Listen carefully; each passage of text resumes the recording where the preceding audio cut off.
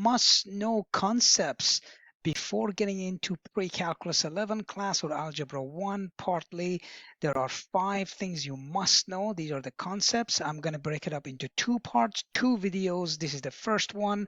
Check out the next video when it's out. Title will be the same except we say part 2, and you must know these things. Okay, first thing is the concept of exponent laws. The next one is our polynomial operations. These are basic. Then we're going to deal with factoring, basic again. Then number 4 and 5 will be graphing and Cartesian coordinates, line and slope. And number 5, 3, trig ratios. These are primary trig ratios and solving right angle triangle. The last 2, these 2, we're going to deal with that in video lesson number 2, part 2. Okay, so we're going to deal with the first 3 here because they are a little bit more intense. And if it turns out that you need more practice for a specific concept, make sure you check out the course, the Foundation Pre-Calculus 10. There are tons of information there. I'm going to put a link in the description below and in a card at the end so they can click on it and you can go ahead and review all the concepts from grade 10 so that you are ready for grade 11. All right, let's deal with exponent laws. I've got a couple of questions in here. Let's deal with that. So the first one is basically understanding all your exponent laws. Here there are 5 of them. There will be 2 more added in grade 11, but not now. So here are the things that you must be able to do in each one of them. The product rule, the quotient rule, the power of power rule, the zero exponents. I did a video on that one. It's a short video that any non-zero base to the power of 0 is 1, and the negative exponents is a reciprocal, which is 1 over a over n. Okay, so this question right here, x to the third times x to the 5, that is x to the 8. You just add the exponents. Now, it's just one question, warm-up question. Let's look at another question. This one right here, where multiple laws were being used, exponent laws. So let's go ahead and solve this one. So here it is. First, we're going to have a power of power. This 3 belongs to every single term in here, and you have to use the power of power. So we're going to start with the 2 to the third, then x to the 2 times 3 is 6. By the way, why is it 2 to the third? Because the exponent of 2 is 1. That's why 1 times 3 is 3. And then you're going to do the same thing with the y. That would be y to the 9 because you're multiplying. And then denominator, you let it be. Okay, now simplify. We have 2 to the third is 8. 8 divided by 4 is 2. So we took care of that, the 2 to the third and 4. X to the 6th divided by x to the 4th, that is the division of the term, the same base, subtract the exponent. 6 minus 4 is 2. We do the same thing with y. 9 minus 5 is 4. Notice that the exponents are positive. We don't have to do anything to it, and you let it be. That's the answer to question number 2. Question 3 for a review, we're going to simplify this polynomial. We have a trinomial and a trinomial added. The concept is we need to find out the like terms and add like terms. There's an addition in between, brackets. So the first thing you do, you can get rid of all the brackets if you want to, because we can make it easier. That's plus x squared minus 4x plus 7. All right, and now like terms, we have 3x squared, 1x squared, that's 4x squared. So that's done. Then we have 5x and negative 4x, subtraction, so that would be plus x. 5 minus 4 is 1, and 1x, that would be the answer to that. And then we have negative 2 and 7, negative 2 plus 7, that is positive 5. This is the simplified form of the addition of these two polynomials. Simple as that. If it was subtraction, you just have to pay attention that this negative outside of the bracket has to be multiplied in one term at a time and then collect like terms. All right, let's look at another question. This is the review of factoring. The first thing, we have to find out factors. What are factors? So a couple of questions. What are the factors of 52? Okay, we're going to start with 1. 1 is really not a very good factor. It's a boring factor, but it is a factor. We need to write it down. And I do write it plus or minus 1. Okay, so with the positive and negative, both applies here.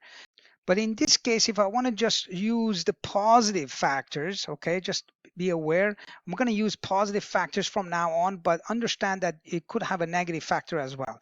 But let's go through it. We're going to start with the number 1, then number 2. So it is an odd, so 2 would be another factor because you can break it down. So this would be divided by 2 would be 26 and 2. These two, they give you 52. The next one, then is 26. What is 26? Again, divided by 2 again. So we can also say 4 is another factor. We are looking at all factors, okay? 4 factors, so will be 4 times 13 will give you 52, right? And then last thing is 13. Notice that 13 is a factor. Now, is 26 a factor? Sure it is. It's right here. 26 is a factor. Very good. And how about itself? 52. Yes, it is. So that's 52. So now you have 1, 2, 3, 4, 5, 6 positive factors for 52. You need to be able to find all factors of any number like this, okay? And don't forget, itself and 1, they are both factors, and technically you have to include all of them. All right, now let's look at B. B is a little bit more interesting. So for B, so what are the factors of negative 8x cubed y? All right, let's write them all up. First of all, the number. All right, so now we have negative in front. We should have a positive and negative. So plus or minus 1, plus or minus 2. These are all factors of negative 8. And then plus or minus 4, right? And then plus or minus 8. All right, so those are all factors of negative 8. Very good. Now, what else we have? We have x is a factor, x cubed is a factor, so as x squared is a factor. I'm putting them in there in different order, but that's what they are. And then, of course, we have y is a factor. Is that it? No, it's not, because any of these combinations that you see right here, all right there, okay, any of these combinations, they're all factors. So you need to have list them, all of them down. We already taken care of x, x squared, x cubed, and y, and plus or minus 8 itself. But then you could also have plus or minus 2x. You could also have plus or minus 4x. You can also have plus or minus 8x. You see what I'm saying here? So you can actually break it down. Again, you can say plus or minus 2x squared, plus or minus 4x squared, plus or minus 8x squared. And then in combination, now the good thing is that x squared has a factor of x in it. All right. The next thing is, again, you can do the same thing with the x cubed. Okay, so I'm not going to rewrite it, but you can do the same thing for x cubed. And then you can do the same thing for y, and then you can include y as well. You could have the factor 8, negative 8y is actual factor right here. That's a factor, okay? So this question is a very loaded question. I just want to make sure that you are aware of it, all right? So you can go ahead and write up all other ones, and there are many of them that you can write. All right, let's look at another one. This one is factor completely. We're going to use the concept of GCF, greatest common factor. So before that, what is the greatest common factor between 6 and 12? The greatest factor that goes into 6 and goes into 12. Well, in this case is GCF is 6. Because 6 goes into 6, 6 goes into 12. Don't make a mistake of saying 12, because 12 is not a factor of 6. It's never, a factor cannot be larger than the actual number. All right, so be aware of that.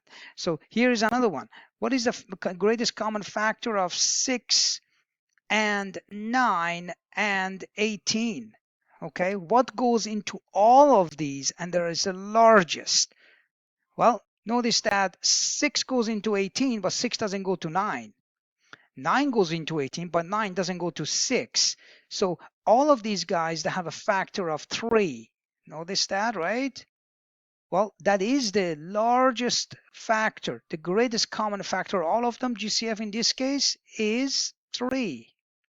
All right, now we're going to use that to factor that polynomial completely. So first you have to find the GCF of the numbers 6, 9, 12. In this case it turns out to be 3 again. So take 3 out. So that's the GCF of the number is 3. And then what is the GCF of x cubed, x squared, and x squared? Well, the greatest common factor of all is x squared, because x squared is part of x cubed, but x cubed is not part of the x squared. So that's another one. And then the next one is the y squared, y cubed, and y. What is the greatest factors of all that they show up in all of them? Well, y is. Once you take that, you put it outside the bracket, and now you're going to write the product, which is the factor form, right? So here it is. What you have to multiply 3x squared y by to get the 6 cubed y squared, which is right up here. Well, that is 2. We have to add 1x and then y. That will give us 6 cubed y squared, then plus. We do the same thing. 3 times 3 is 9. We already have x squared and x squared here, so we don't have to do anything. But y here is, we have y cubed here, but we have y there, so we have to include y squared. And then minus 12 and 3, so that has to be 4. We already have x squared and x squared here.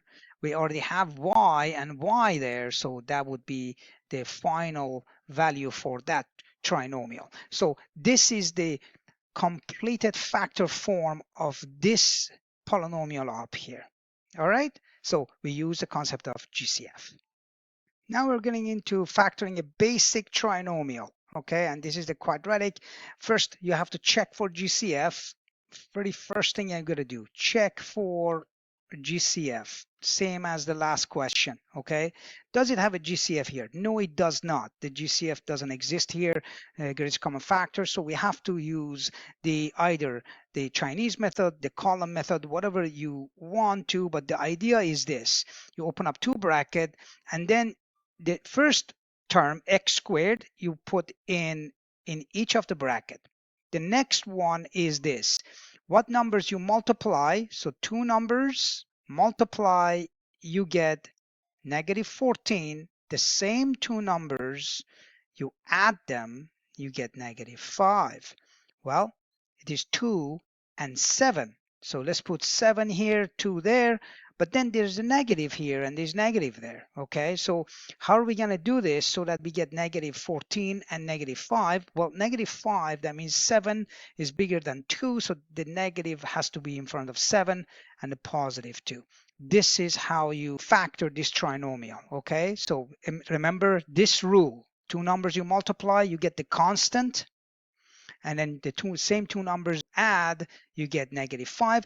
And this only works when you have the leading coefficient in front of x squared right here.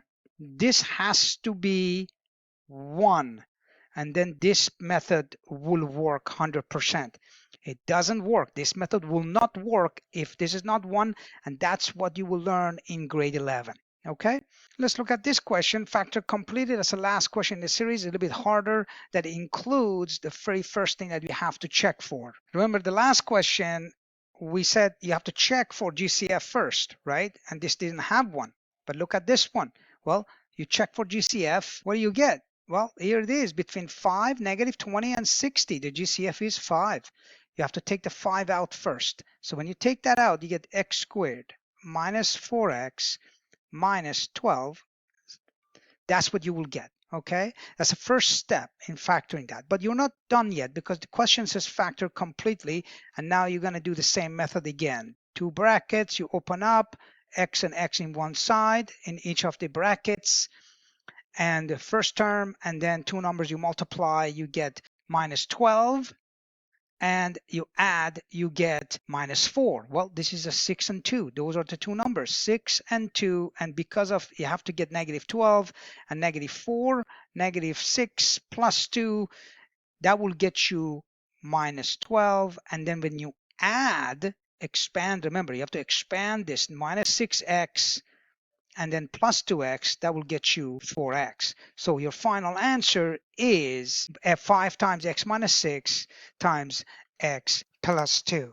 All right. So this is the end of part 1. Make sure you check out the next video in the series. That's part 2. Okay. Until next time.